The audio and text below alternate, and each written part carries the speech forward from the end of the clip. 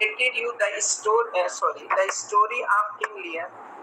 I hope you must have understood the story proper. कल आपको हमने इसकी पूरी स्टोरी समझाई थी, डिटेल में समझ में आ गई होगी. और today I have decided to teach you some important speeches. Okay, just I have sent you some speeches. तो इसमें फर्स्ट स्पीच जो है ये देखो किंग लियर की स्पीच है,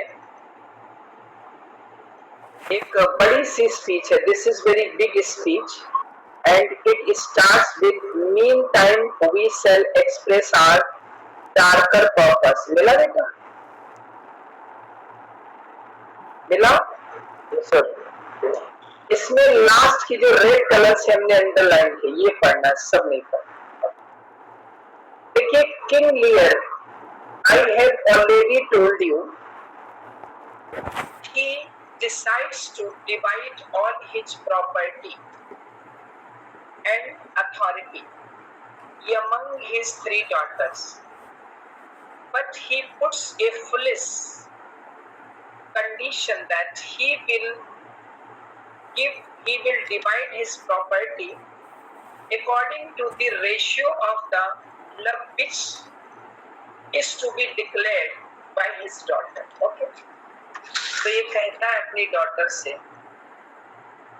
tell me my daughters, मेरी डॉटर्स आप मुझे बताइएगा. ठीक है, टेल मी माई डॉटर्स, मेरी डॉटर्स आप मुझे बताइए कि कौन मुझे सबसे ज्यादा प्रेम करता है या कितना प्रेम करता है.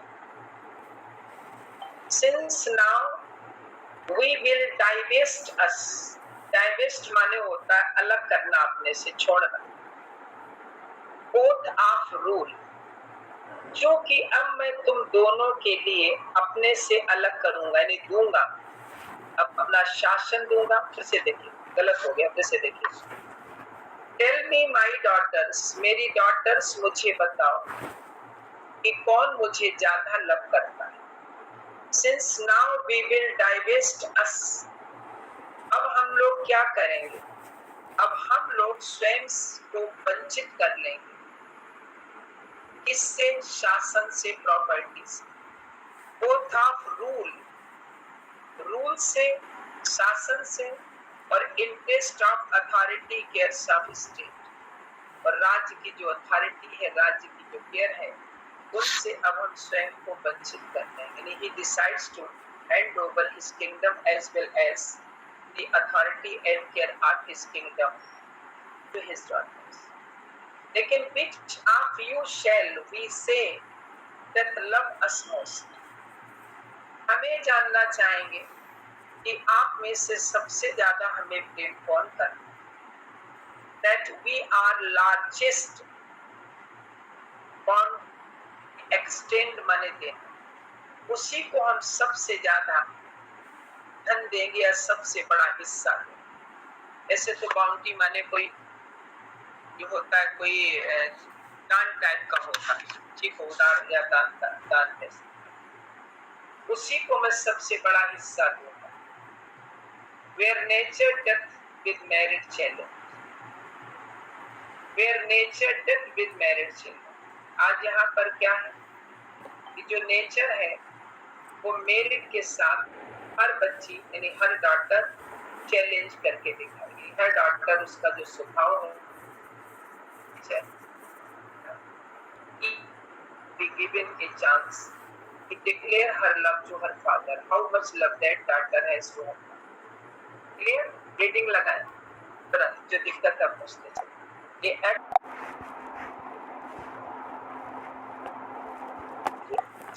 ये good my Lord's, good my Lord's से बेटा.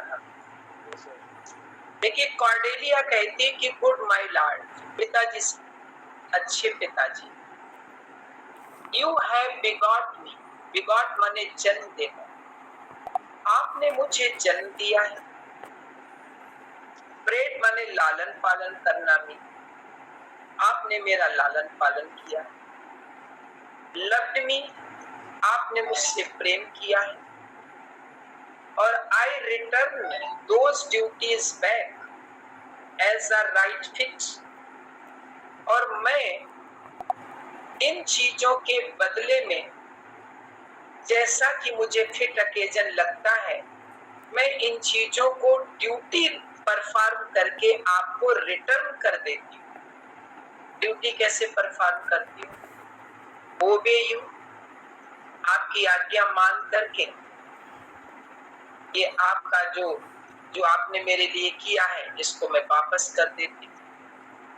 Love you and most honour, आपको प्रेम और स्नेह करके मैं जो हूँ, आपने मुझे जो जन्म दिया है, जो लालन पालन किया है, उसको ड्यूटी समझ के आपको वापस कर।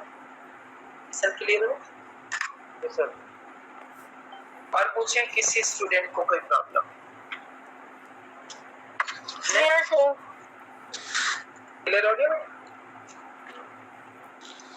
एक लाइन है छोटी सी, किंग लियर की स्पीच, एक लाइन देखिए। King Lear becomes very much angry. His anger knows no bounds. And yesterday I told you that anger eats the wisdom, region, brain, mind, reasoning, everything that is related to decision making activity. It's up. गुस्सा हर चीज को खा जाता है। King decides to disown his daughter. अपनी daughter को वो बेदखल कर दे। King, who is a courtier, trustworthy person of king, King comes forward and tries to convince the king not to do it. It is not right. You know that when a person is in angry mood, the person doesn't listen to anyone. So that's why king also doesn't listen anything. And he also decides to drive Kent out of his castle. Okay. तो लियर Kent से कहता है कि piece Kent, Kent शांत हो जाओ, Cordelia की वकालत मत करो, उसकी तरफदारी मत करो। Come not between the dragon and his wrath. तुम ड्रैगन और उसकी गुस्सा के बीच मत आओ। ड्रैगन कौन है? किंग। रात उसकी गुस्सा, बस इतना ही। Clear?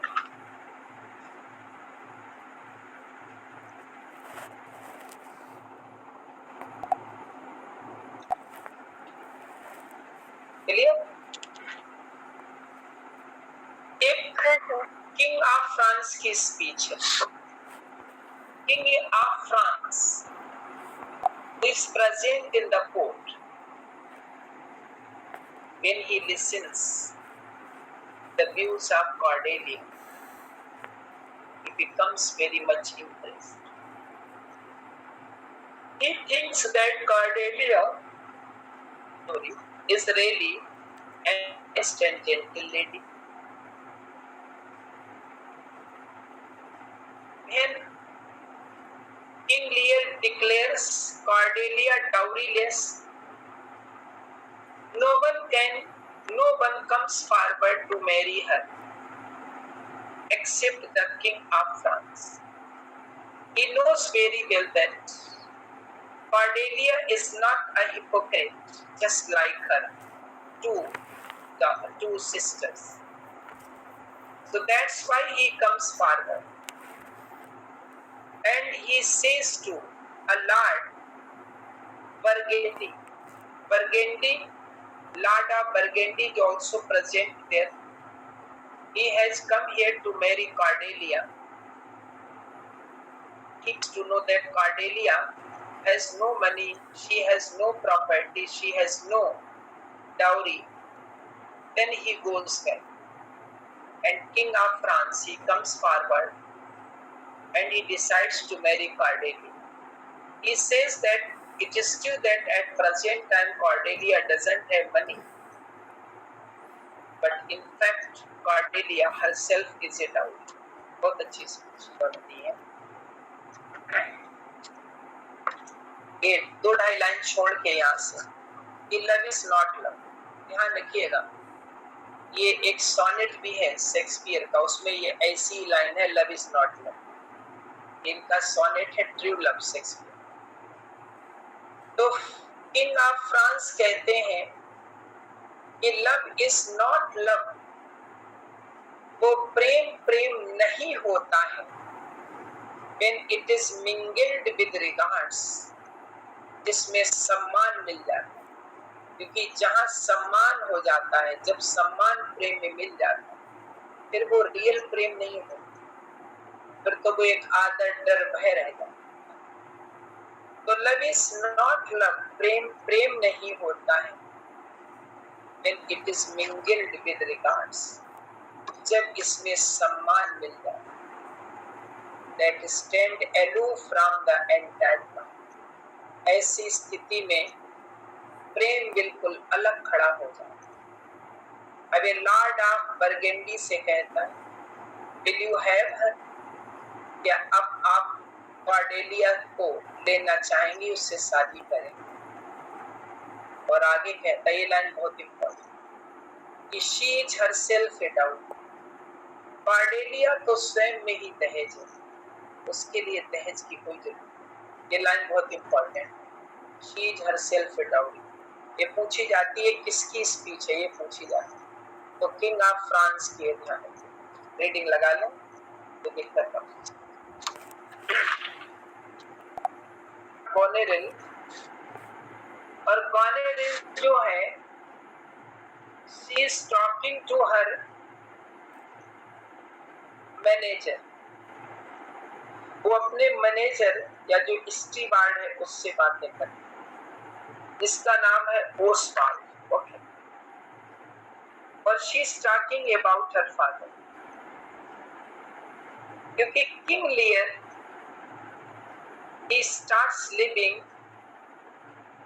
in the palace of Goneril, but he does not live alone. He has also 100 followers. Goneril does not like it, and here she talks to Oswald that old people and babies, they are same. They can be persuaded either by doing their flattery or by imposing some restrictions. यदि बच्चे बूढ़े एक जैसे होते हैं, इन्हें दो ही ढंग से समझाया जा सकता, या तो आप इनकी चापलूसी करिए या फिर इनके साथ थोड़ी सख्ती दिखाइए। वही कहती है, लास्ट की 2 लाइन्स है, कहती नाउ बाय माय लाइफ,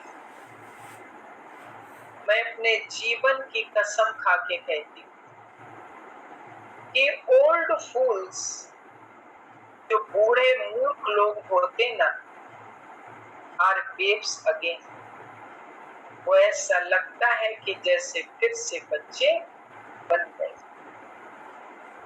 जो बुढ़े मूर्ख लोग होते हैं, ऐसा लगता है जैसे वो फिर से बच्चे बन गए। एंड मस्ट बी यूज्ड, इनके साथ व्यवहार किया जाना चाहिए विद चेक्स, या तो इन पे पाबंदियां लगा के, डिसिप्लिन लगा के, एज फ्लैटरीज, या इनकी चापलूसी करें। तब when they are seen abused, जब इनको देखा जाता है कोई गलती करते हुए या किसी चीज को मिसयूज करते।